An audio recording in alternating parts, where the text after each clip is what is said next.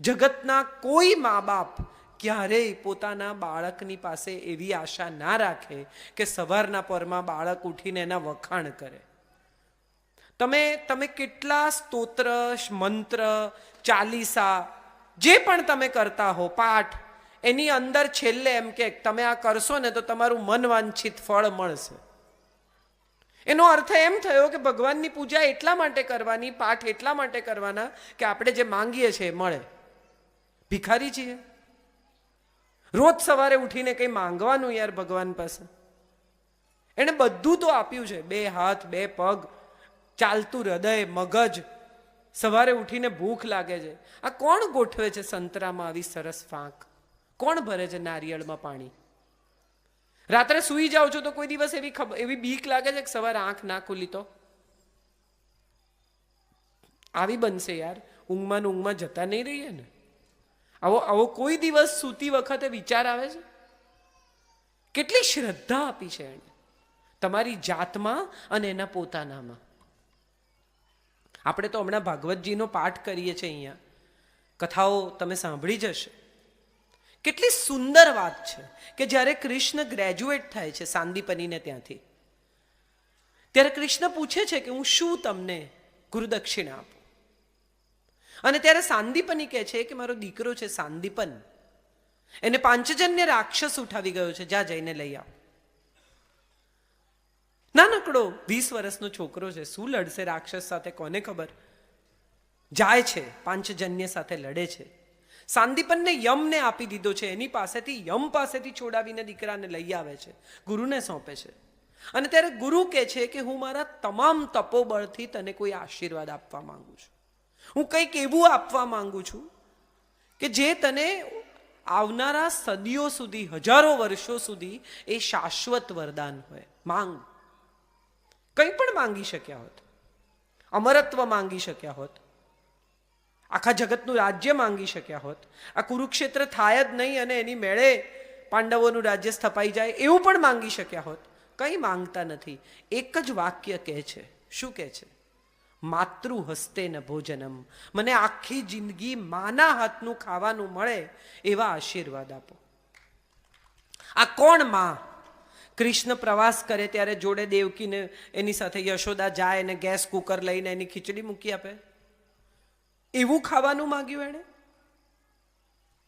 એણે એમ કહ્યું કે જે સ્ત્રી રાંધે ને એ માં થઈને રાંધે, જે સ્ત્રી જમાડે એ માં થઈને જમાડે સાહેબ. અને તમે જુઓ આજે 5000 વર્ષ પ્લસ થયા એમ માનવામાં આવે છે કૃષ્ણને. એક જ ઈશ્વર, આખા વિશ્વમાં એક જ ભગવાન એવો છે કે જેનું બાળ સ્વરૂપ પૂજાય છે. તમામ ધર્મો, તમામ જેટલા પ્રકારના ઈશ્વરના સ્વરૂપ છે એમાંથી એક જ ભગવાન છે જેનું બાળ સ્વરૂપ પૂજાય છે. અને લાલો કેવો! તમે સવારે 4 વાગે બહારગામ જવાના હો તો ટીન ટીન કરીને ઉઠાડી દો, બિચારો ઉઠી જાય. તમને કોઈ દિવસ એવું ના કે અત્યારે નહીં ભાઈ સાહેબ, તમે દીવો કરો, દીવો કરો. તમે કોક દાડો તમારું મગજ ફર્યું હોય ને ગુસ્સામાં હો ને 12 વાગ્યા સુધી એનો થાળ ના કરો તો કંઈ વાંધો નહીં, બિચારો બેઠો રહે કે આવશે ત્યારે ખવડાવશે, કાંઈ વાંધો નહીં. આટલો બધો ફ્લેક્સિબલ ઈશ્વર બીજો નથી. કેટલું આપે છે! કેમ સતત કૃષ્ણની પારાયણ થયા કરે છે? તમે જુઓ, દરેક જગ્યાએ ભાગવત કથા થાય, દરેક જગ્યાએ કૃષ્ણની પૂજા થાય. તમામ સ્ત્રીઓ કૃષ્ણને બહુ ચાહે. કોક લાલા તરીકે ચાહે, કોક પ્રેમી તરીકે ચાહે, કોક ગુરુ તરીકે ચાહે. પણ બધી સ્ત્રીઓ, તમે કૃષ્ણનું નામ લો એટલે સ્ત્રીના ચહેરા પર સ્મિત આવે. કેમ? એનું સૌથી મોટું કારણ એ છે સાહેબ કે કૃષ્ણએ જેટલું સ્ત્રી સન્માન આપ્યું ને એટલું વિશ્વમાં કોઈ દેવે, કોઈ માણસે સ્ત્રીને નથી આપ્યું. 16,000 સ્ત્રીઓને એણે નરકાસુરને ત્યાંથી છોડાવી. 16,000, 16,000 કોને કીધી? અને 16,000 સ્ત્રીઓને હવે સમાજમાં કોઈ સ્વીકારવાનું નથી. નરકાસુરને ત્યાં રહી આવી. એની પહેલા સતયુગમાં જ્યારે સીતા રાવણને ત્યાં રહી આવ્યા ત્યારે જો રામે એમ કહ્યું કે તમે કોઈને ત્યાં રહી આવ્યા, અમે તને નહીં સ્વીકારીએ, ત્યારે અગ્નિ પરીક્ષા આપવી પડશે. અને તેમ છતાં ધોબીના શબ્દ પર જો એને કાઢી મૂક્યા, તો આ તો એ પછીનો દ્વાપર હતો. તરત જ કહ્યું કે અમે નહીં સ્વીકારીએ, અમારે ઘેર ન જોઈએ આ સ્ત્રીઓ. આ 16,000 સ્ત્રીઓ જાય ક્યાં? અને ત્યારે કૃષ્ણએ કહ્યું કે તમે બધી જ સ્ત્રીઓ મારી પત્નીઓ છો. વિશ્વમાં જ્યાં જઈને વસવું હોય ત્યાં વસો, જે કરવું હોય તે કરો. આ તમામ સંતાનો મારા છે, એ બધાની પાછળ કૃષ્ણનું નામ લખાશે અને તમે બધા મારી પત્નીઓ છો. કોણ લે છે આવી જવાબદારી? કોણ આપે છે આવું માન? માણસ પોતાની પત્નીને આટલું માન નથી આપતો આજના જમાનામાં. છોકરાઓ નાના નાના હોય, મમ્મી બિચારી ફોન ના ઉપાડે તો કે તારી માં ડફોળ છે, ફોન નથી ઉપાડતી. આ તો આપણી ભાષા છે.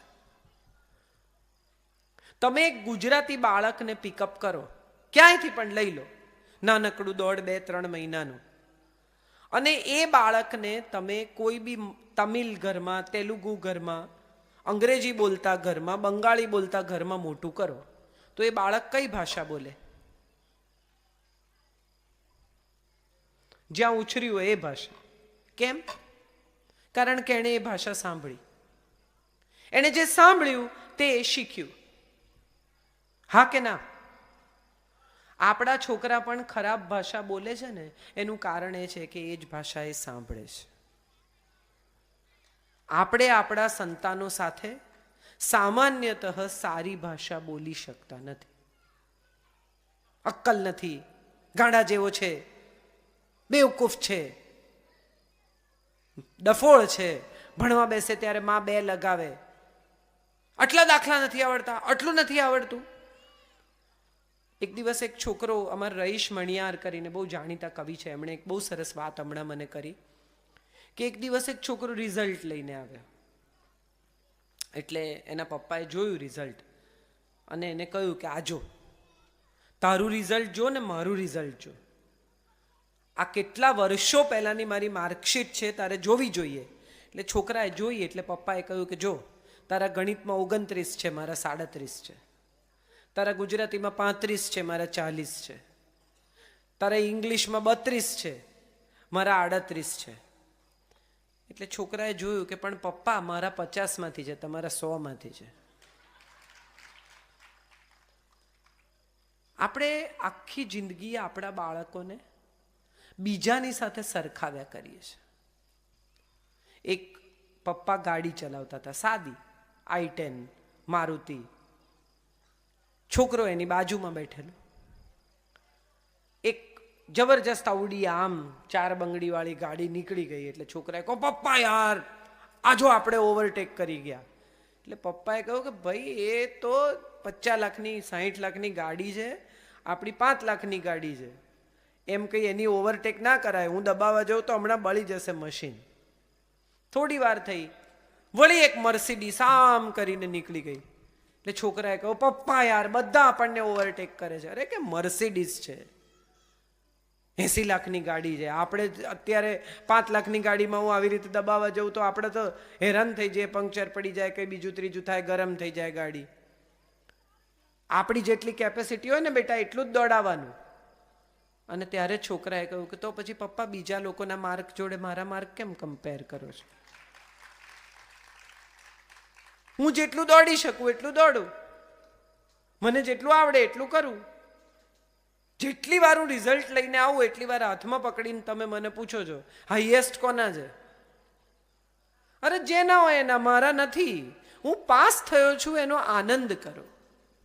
આપણા બધાનો પ્રોબ્લેમ એ છે કે આપણને બીજાના સુખની સરખામણીમાં આપણું સુખ ઓછું લાગે છે અને બીજાના દુઃખની સરખામણીમાં આપણું દુઃખ વધારે લાગે છે. તમે સાંભળ્યું હશે ઘણા લોકો વાત કરે ને, બહુ મજાની વાત હોય છે વેલજીભાઈ, કે કોઈ એમ કહે ને કે ભાઈ અમારે તો મારા કાકાને ઘૂંટણનું ઓપરેશન. અરે એ તો કંઈ નહીં ભાઈ, અમારા કાકાને તો ઘૂંટણનું ઓપરેશન કરાયું ને પછી ફેલ થયું ને પછી ટાંકા પાક્યા. અરે દુઃખની સરખામણી હોય એથી વધારે. અરે ભાઈ એથી વધારે અમારે નથી સાંભળવું. હું તમને મારી વાત કરું છું એ સાંભળો ને. કોક ફોન કરે અને કે અમારે યાર આ બેંકનો લોચો થયો, જો ને 3 દિવસ બેંક બંધ છે ઘરમાં. અરે એ તો કંઈ નહીં, અમારે આવું થયું. અરે ભાઈ કંઈ નહીં, અમે દુઃખી છીએ. તમે સાંભળો, આજના સમયમાં બોલનારા એટલા બધા છે અને સાંભળનારા એટલા ઓછા છે. અહીંથી જ સમસ્યા શરૂ થઈ છે. કોઈ પણ માણસ બીજાને ફોન કરે ને એટલે એને જ કહેવું હોય. આ તમારો અનુભવ હશે કે તમે શું બોલો છો એ સાંભળવા એણે ફોન જ નથી કર્યો, એણે એની જ વાત કહેવા ફોન કર્યો છે. અને મોટા ભાગના લોકોનું તો હવે એવું થઈ ગયું છે કે પોતાનું બોલીને મૂકી દે. એવું નહીં કે તમારે કંઈ જવાબ આપવાનો છે, તમારે કંઈ કહેવાનું છે, તમારે આમાં કંઈ ઉમેરવાનું છે, આવું કંઈ નથી. પ્રશ્ન એ છે કે તમારી માનસિકતા સાથે બીજા માણસનું મન, માનસિકતા, વિચાર જોડાય છે? એ કંઈ તમારું સાંભળે છે? તમે એને કંઈ કહો છો? તમે વિચાર કરો, જેવી રીતે હમણાં પેલા ફિટબીટ આવ્યા છે, બે તમે કેટલું ચાલો છો ને દિવસમાં એ તમને તમે પહેરો તો કે તમારે કેટલું ચાલવું જોઈએ એ પણ કે તમારા વજન પ્રમાણે, તમારા શરીર પ્રમાણે એ તમારા હૃદયના ધડકારા મોનિટર કરે, તમે કેટલું પાણી પીધું એ કે બધું, એમાં બધું જ હોય છે. મને ઘણીવાર એવું થાય કે શબ્દોનું પણ આવું મીટર હોવું જોઈએ. સવારથી કેટલો બકવાસ કર્યો ને એ તમને કહે કે આટલું તમે આજે 20,000 શબ્દ બોલ્યા ને એમાંથી 18,000 નક્કામાં હતા. 2,000 શબ્દ હતા કે જેમાં તમે કંઈ વાત કરી. ઘણા બધા લોકો વોટ્સએપ, તમે વિચાર કરો, મારે આ સવાલ બધાને પૂછવો છે, સ્ત્રીઓને કે પુરુષોને નહીં. કોઈ તમારે ઘેર આવી અને થેલી ભરીને કચરો આપી જાય તો તમે શું કરો? એ કચરાનું તમે શું કરો? ફેંકી દો કે વાડકીમાં કાઢીને આજુબાજુમાં થોડો થોડો આપી આવો? કે આ થોડો થોડો કચરો તમે બધા રાખો, મારે ઘેર આવ્યો છે, આપી આવે કોઈ? હા કે ના? ના. તો તમારા પર આવતા વોટ્સએપ કેમ ફોરવર્ડ કરો છો? તમારે ઘેર જે કચરો કોક નાખી જાય છે એ કચરો તમે ગામ બધે ફેલાવો છો. આખા ગામમાં થોડો થોડો કચરો આપી આવો. તમે વિચાર કરો કે સ્ત્રીઓની મજાક કરતા વોટ્સએપ, આપણા રાજકારણી નેતાઓની મજાક કરતા વોટ્સએપ, ઈશ્વરની મજાક કરતા વોટ્સએપ, ગંદા ફોટા, ગંદી વાતો, ગંદા જોક્સ આપણે ફોરવર્ડ કરીએ છીએ. આ કચરો ફેલાવવામાં આપણું પણ કોન્ટ્રીબ્યુશન છે, પ્રદાન છે આપણું. બધા જ ફરિયાદ કરે, બધા વોટ્સએપ પર હોય છે, ફેસબુકમાં આમ થઈ ગયું, સોશિયલ મીડિયામાં આમ થઈ ગયું, બધા આમ કરે છે, ફોનનો બહુ ઉપયોગ વધી ગયો. પણ કોણ કરે છે આ ઉપયોગ? હું ને તમે જ. કોઈ બહારથી નથી આવતું આ ઉપયોગ કરવા. બહુ જ અગત્યની વાત છે કે આપણા છોકરાઓને જ્યારે આપણે ના પાડીએ છીએ કે તમે ગુટખા ન ખાઓ, તમે શરાબ ન પીઓ, તમે ફોન ઓછો વાપરો, તમે રાત્રે ન રખડો, ત્યારે આ બધું કહેવા માટે પહેલા આપણે તો બંધ કરીએ. પોતે ગુટખા ખાતા મા બાપ કેવી રીતે કહેશે કે તમે તમાકુ છોડી દો? એક માણસ હતો, એ પોતાના દીકરાને લઈને એક સાધુને ત્યાં ગયો અને ત્યાં જઈને એણે કહ્યું કે બાપજી, મારો દીકરો છે ને ગળ્યું બહુ ખાય છે, એને કૃમિ થઈ ગયા છે, એની તબિયત ખરાબ છે, ડૉક્ટરને અમે બહુ વાર બતાવ્યું, ડૉક્ટર કહે છે ગળ્યું બંધ કરો, પણ એ માનતો નથી. એટલે સાધુ પેલા ભગવા પહેરેલા ફેન્સી સાધુ નહોતા બિચારા, સારા સાધુ હતા. એટલે એમણે કહ્યું કે તું એને 2 દિવસ રહીને લઈને આવજો.